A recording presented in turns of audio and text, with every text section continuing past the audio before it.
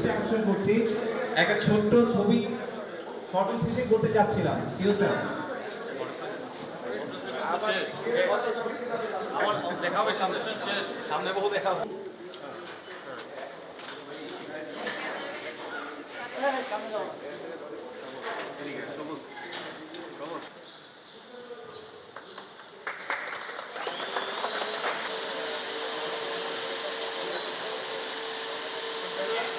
এখানে যারাই বাসিন্দা হবেন, যারাই এখানে আসবেন, তারা গর্ব করে তাদের অ্যাড্রেসটা বলতে পারবেন, যেহেতু বাংলাদেশে first time. At the same time তারা সেফ ফিল করবে, তাদের বাচ্চাদের জন্য তারা সেফ ফিল করবে। খেলাধুলার অনেক অনেক বেশি জায়গা আছে, যারা বয়স্ক থাকবেন তাদের হাঁটা চলার জন্য অনেক জায়গা আছে, যেটা আমাদের ঢাকা শহরে বেশিরভাগ জায়গাতেই পাওয়া যায় না। সো সেই সব ফ্যাসিলিটিসগুলোর কথা মাথায় চিন্তা রেখেই আসলে আমার ধারণা রূপায়ণ সিটি এই এই প্রজেক্টটি করেছে। অ্যাট দি সেম টাইম হয়তো তখন কোভিডের কারণে তাদের মাথাতে এই ধরনের প্ল্যানগুলো এসেছে।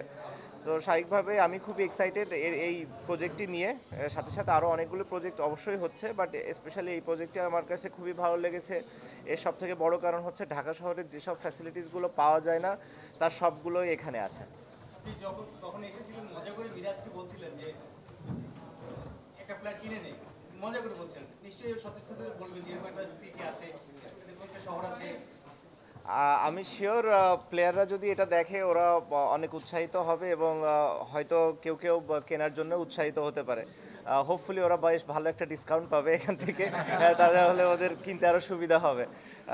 বাট আমি মনে করি যারা হয়, আমি জানি না কেউ আমাদের এদিকে প্লেয়াররা উত্তরার এদিকে থাকে কিনা, যদি তারা থাকে অবশ্যই তাদের জন্য এটা একটি ভালো জায়গা হবে বলে আমি মনে করি। স্পেশালি যাদের বাচ্চা আছে তাদের জন্য আমি মনে করি এটি খুবই আইডিয়াল একটি জায়গা।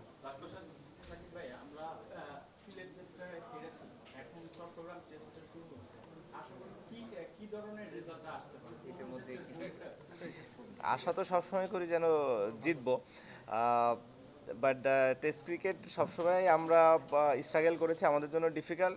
বাট আমি বিশ্বাস করি যে আমাদের শ্রীলঙ্কার সাথে অনেক ভালো করা উচিত এবং টেস্ট ম্যাচ জেতা উচিত। ভাই 6 নভেম্বর লাস্ট আন্তর্জাতিক ম্যাচ খেলেছেন, প্রায় 5 মাসের মতো হয়ে গেছে। শেষ ম্যাচটাও ম্যাচ সেরা হয়েছে, গতকালও ম্যাচ সেরা হয়েছে ঢাকা প্রিমিয়ার লিগে। আন্তর্জাতিক ক্রিকেটে ফেরা, সেই শ্রীলঙ্কার সঙ্গে ফেরা, নিশ্চয়ই আপনার একটা পার্সোনাল গোল থাকবে। না, পার্সোনাল কোনো গোল নেই। আমি বা আমার মনে হয় না ক্রিকেট যতদিন খেলেছি কোনো সময় আমার পার্সোনাল কোনো গোল কিংবা অ্যাচিভমেন্ট নিয়ে আমার কোনো চিন্তা ছিল।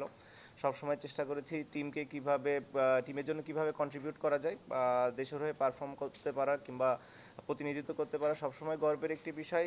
স্বাভাবিকভাবেই টেস্ট ক্রিকেটে ফিরতে পেরে আমি আনন্দিত, গর্বিত অ্যাট দি সেম টাইম।